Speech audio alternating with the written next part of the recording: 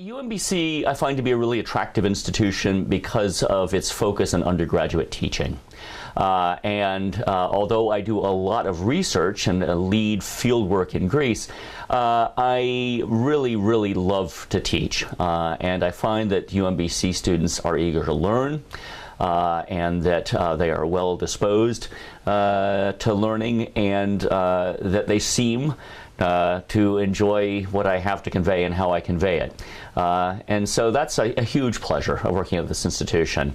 And actually, just really rewarding, even if I'm not trying to see majors through all the coursework they need to complete an Ancient Studies degree, just the rewards that come with having gotten someone to think twice about something that they thought was was the received wisdom about the past, or simply to broaden their horizons some way about the world in which they live, and to get them to communicate with one another about the topics that I teach.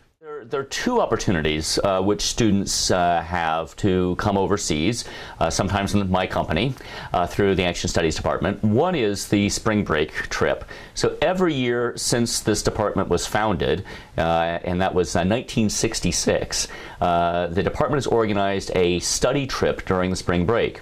And for the last two trips, I and Professor Rosenblum, the head of our department, have led groups of undergraduate students in 2014 through Greece, and in 2015 through Turkey. So it's 9 days of travel throughout the region with some expert guides. It is certainly value for money, because when we get a merry group of 30 together, the price comes right down. And you get to stay in 3-4-star hotels, get breakfast paid for, a couple big dinners for everybody, and we get to visit some just amazing, beautiful, fantastic, and historically very important places. The other opportunity is working in the field with me during the summer. So every summer since 2013, I have been running a field project in Greece, and also I have a component of working in the laboratories and in the storerooms of the Archaeological Museum in Thebes in Greece. And also since 2010, from 2010 to 2013, I conducted field work in the fall in Greece, and that was a big project about which I could elaborate if you're interested.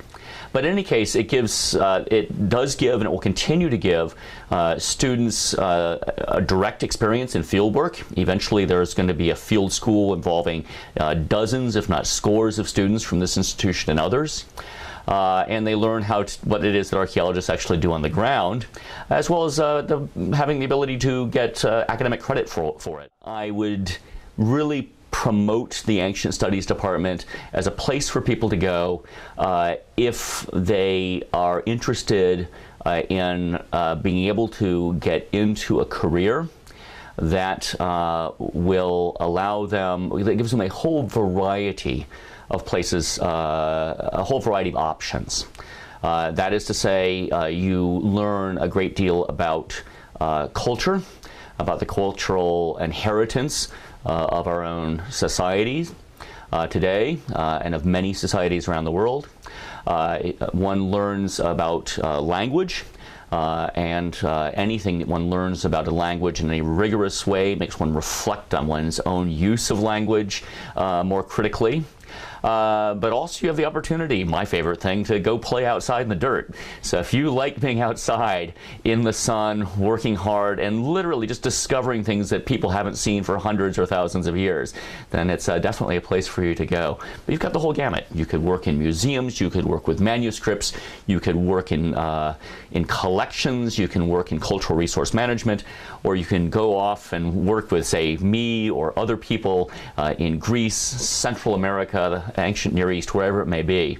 There are loads of opportunities.